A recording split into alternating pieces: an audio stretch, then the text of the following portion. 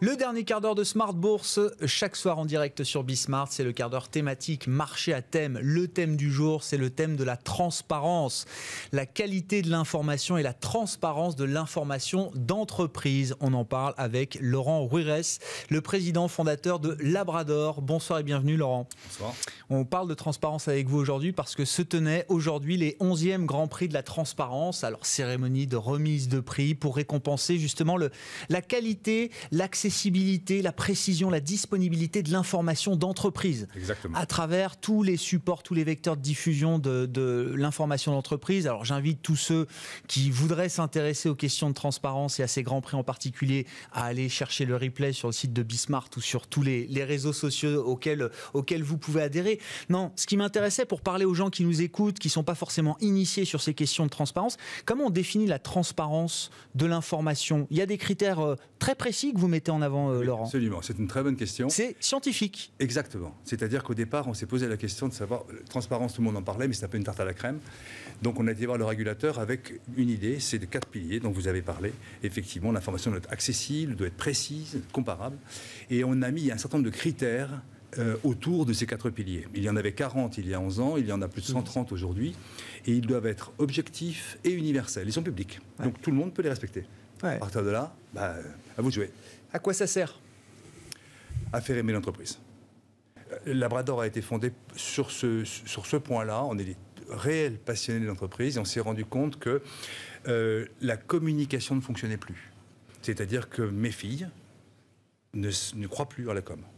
La seule information fiable de l'entreprise, elle est réglementée, c'est toute information sensible. Le problème, c'est qu'elle était absolument illisible. Ouais. Et il y a encore des progrès à faire. Et donc, il fallait simplement rendre cette information-là, qui, elle, est régulée, qui est auditée, la rendre la plus claire possible. Donc voilà, on est en chemin.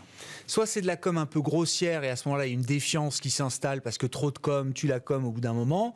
Soit c'est une information tellement austère, tellement inaccessible qu'elle est balayée d'un revers de main et que plus personne ne la lit. C'est ça. Exactement. C'était vraiment le sujet. Ouais. Les entreprises qui font cet effort de transparence, transparence et même de qualité de l'information produite, Laurent, qu'est-ce qu'elles y trouvent? Là, on a récompensé des entreprises qui, pour beaucoup d'entre elles, sont quand même parmi les plus grandes sociétés françaises. Essentiellement des entreprises cotées qui ont justement ces obligations réglementaires de production de l'information réglementée, comme on dit. Mais ce sujet-là, il va bien au-delà de la question de la cotation, des entreprises cotées aujourd'hui sur les marchés. Alors clairement, aujourd'hui, une entreprise transparente, déjà, les équipes qui produisent l'information sont fières. C'est-à-dire qu'elles sont fières des résultats, parce que c'est beaucoup de boulot, c'est un boulot opaque, un boulot dont personne ne parle, parce que ce sont des équipes financières, extra-financières, juridiques. C'est vraiment, ce n'est pas neutre d'essayer de faire clair et simple avec ces sujets-là. C'est pas facile. Non. Donc il y a déjà un sujet interne. Et puis également un sujet de réputation. C'est-à-dire que clairement, aujourd'hui, nous sommes dans une tendance très lourde de besoin de comprendre l'entreprise, d'avoir confiance en l'entreprise. La transparence, ça crée de la confiance. Et la confiance, pour un investisseur, ça veut dire rester sur la valeur ou augmenter. Un analyste va pouvoir juger. Bref, en tout cas, on sait que ça crée une valeur certaine et durable, le fait d'être transparent. Il faut être courageux. Il faut être courageux. Une boîte transparente est une entreprise courageuse. Parce que il faut oser être compris. Eh oui, je suis désolé, mais si vous avez un paquet de textes juridiques, globalement, personne ne pourra vous reprocher que ce n'est pas vrai, parce qu'il y a toujours un doute. En revanche, l'opacité, c'est confortable. Oui, bien sûr que oui. Bien sûr que oui. Si vous définissez par une illustration la rémunération de vos dirigeants très clairement, ou un ratio d'équité, ou si vous essayez d'avoir une cartographie des risques vraiment pointu, vous avez le risque que vos risques ne soient pas tout à fait ceux que vous avez prévus, évidemment. Mais ça veut dire que le premier travail, et c'est le métier de Labrador, le premier travail, c'est d'aller regarder des documents écrits, de mesurer la longueur des phrases, de regarder l'origine des mots. Est-ce qu'on utilise beaucoup d'anglicisme, beaucoup de latinisme? Est-ce qu'il y a beaucoup de jargon? Très concrètement... Ça, c'est le sujet de l'avenir. Le vrai sujet de l'avenir, c'est que pour l'instant, les progrès ont été faits sur l'information financière, clairement. Mais il y a un vrai... Moi, je pensais que c'était un prérequis, ce que je viens de décrire. Du tout. Parce que, clairement, vous avez énormément de contributeurs à cette information. Tous ne sont pas formés à une écriture professionnelle. Chacun embarque sa propre culture, sa propre écriture. Donc, il y a déjà des défauts de langage que l'on a tous.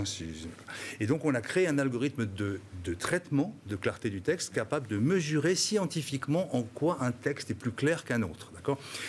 À partir du moment où cela existe, c'est assez simple de voir que ces critères-là, en clair, c'est du bon sens. C'est-à-dire le nombre de mots limités par phrase, la structure des phrases, le fait de n'avoir effectivement pas trop de latinisme, pas trop d'anglicisme. Tout cela fait qu'au final, un lecteur va comprendre l'information beaucoup mieux que si elle n'était pas claire. Et ce qu'on a constaté également avec une étude BVA, c'est que la même information écrite dans un langage, on va dire, courant, sans faire beaucoup d'efforts, et écrite en langage clair, l'enquête a prouvé que très nettement, celle qui est écrite dans un langage clair paraît plus vraie. Comme quoi, la confiance, c'est ce que vous dites. Hein. Voilà, c'est le cercle vertueux de la confiance. À l'heure de la donnée, de la data partout, enfin, ce que vous décrivez là pour le langage, l'information écrite d'entreprise, c'est vrai aussi pour la donnée, quelle qu'elle soit, voilà, au sens large. Hein. Exactement. Et aujourd'hui, l'information d'entreprise doit être pensée comme de la data. Nos enfants, enfin, mes enfants, pas les vôtres, mais les miens, qui sont en âge, qui sont post-adolescents, sont en permanence en recherche d'informations. Tout va vite et il y reste très peu de temps. Donc clairement, si on ne comprend pas que le texte doit être aussi clair et bien défini que le chiffre, on n'a pas compris comment fonctionnaient les générations Z qui arrivent dans l'entreprise. Beaucoup de l'information d'entreprise aujourd'hui, c'est une information financière, en tout cas quand on parle des entreprises cotées. De plus en plus, c'est une information extra-financière. Cette information extra-financière, je ne vous fais pas le topo, mais sur les marchés, c'est plus qu'une mode. Hein. Enfin, je veux dire, si vous n'êtes pas ISR, vous ne vendez pas aujourd'hui. Cette information extra-financière, elle va passer aussi à la moulinette de la transparence, Laurent. Bien sûr. Alors, c'est un tsunami. Alors là, pour le coup, ça arrive de partout. Le président de BlackRock a employé ce terme-là. C'est un tsunami de demande d'indicateurs extra-financiers. Alors, pour l'instant, nous n'y sommes pas encore. La transparence nécessite, dans son troisième pilier, la comparabilité. On n'arrive pas encore correctement à comparer les indicateurs extra-financiers. Ça arrive. C'est en chemin. Donc on travaille tous dans ce sens-là. En réalité, les régulateurs, les sociétés cotées, les grands acteurs essayent de le faire. Et Labrador contribue modestement à ce projet-là. Ouais. Mais vous dites aujourd'hui, sur les critères qui définissent pour vous la transparence, l'information extra-financière n'est pas encore aux standards requis, ou en tout cas aux standards qui sont ceux de l'information financière classique. C'est une information immature. C'est-à-dire que vous avez une information financière et juridique relativement mature, celle-ci est en train de progresser rapidement. L'information extra-financière est naissante, en réalité. D'accord ? Elle était avant déclarative, très com', et pour le coup, personne n'y croyait. Maintenant que ça devient une information de preuve, on est en train de la structurer pour la rendre effectivement plus transparente, plus comparable. Alors, il y a des enjeux des deux côtés de l'Atlantique. C'est intéressant parce que Labrador est aussi présent sur le territoire américain depuis de nombreuses années, Laurent. Alors, je sais pas, on aime bien généralement les matchs, les comparaisons. Est-ce qu'il y a plus de transparence dans l'information produite par les entreprises américaines que dans l'information produite par les entreprises européennes ? Est-ce que c'est un faux débat ? Est-ce que ça se joue pas comme ça ? Alors, le langage anglo-saxon a été pensé en plain language il y a 40 ans. Ouais. D'accord ? Donc, on est très, très en retard. On embarque notre culture littéraire. Donc les entreprises américaines, ça fait bien longtemps qu'elles savent comment écrire clairement. Je pense que c'était l'un des avantages fondamentaux. Les Américains sont également en avance sur nous sur tout ce qui est information sur les rémunérations, parce que ce n'est pas une honte pour un pays protestant. En revanche, tout ce qui est social, nous sommes devant.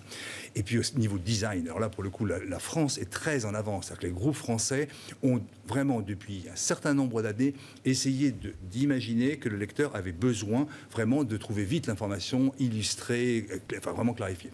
Les Américains, là-dessus, sont encore loin du compte. Bon, alors sur les grands prix de la transparence, hein, je vais pas refaire tout le classement. Vous pourrez le retrouver sur les réseaux, sur l'émission en replay sur Bismart. Les deux grands gagnants sont quand même Mercialis et Bureau Veritas. Hein, ils viendront l'un et l'autre nous voir demain à la mi-journée et le soir. Non, je voulais qu'on parle quand même du classement général que vous avez dévoilé publiquement pour la première fois. Le classement général du SBF 120, hein, pour dire les choses simplement, les 120 plus grandes sociétés françaises cotées, même si ça va un peu au-delà, qu'il y a quelques sociétés non cotées également qui se retrouvent dans ce classement. Vous avez voulu labelliser le niveau de transparence, la qualité de l'information produite par l'ensemble de ces sociétés avec la catégorie 3 labels, hein, or, argent et bronze. Quand on compile un peu ces données, on s'aperçoit qu'il y a moins de la moitié du SBF 120 qui obtient un de ces 3 labels aujourd'hui, Laurent. Absolument. Alors, c'est vrai que ça a été fait avec notre comité scientifique. En réalité, rien ne se fait. Labrador est moteur, mais pendant ce temps-là, vraiment, ceux qui décident, c'est vraiment les membres du comité scientifique. On a décidé cette année de rendre public le SBF 120. On ne met pas le classement du 1er au 120e. En revanche, par les labels, on comprend en creux ceux qui n'ont pas de label. Alors après, nous ne sommes pas les juges. ce n'est pas parce que l'on n'a pas de label que l'on n'est pas transparent. On audite un certain nombre de documents. Il suffit d'avoir, qui sont managés par différentes équipes, l'éthique, l'information financière, l'information de l'Assemblée générale, le site internet. Il suffit d'avoir un document qui n'est pas au niveau pour que l'ensemble de l'entreprise soit pénalisé. Vous pouvez avoir, en revanche, les 3 autres peuvent être très bons. Vous voyez, le niveau est élevé maintenant. Donc il faut reconnaître que c'est... Ce qui est intéressant, alors je veux stigmatiser personne et je ne donnerai pas de nom particulier, j'en ai pas forcément en tête, mais les plus grandes capitalisations boursières françaises ne se retrouvent pas forcément dans le haut du panier, Laurent. C'est vrai qu'il y a vraiment une évolution. Il y a une évolution, les plus grandes capitalisations raflaient quasiment tout il y a quelques années. Vraiment au début de la transparence, parce que c'est une comète. Ça fonctionne un peu comme une tête de comète. C'est vrai que les grands groupes ont les moyens et ont la réflexion et anticipent davantage ce type de problématiques que les sociétés de taille moins importante.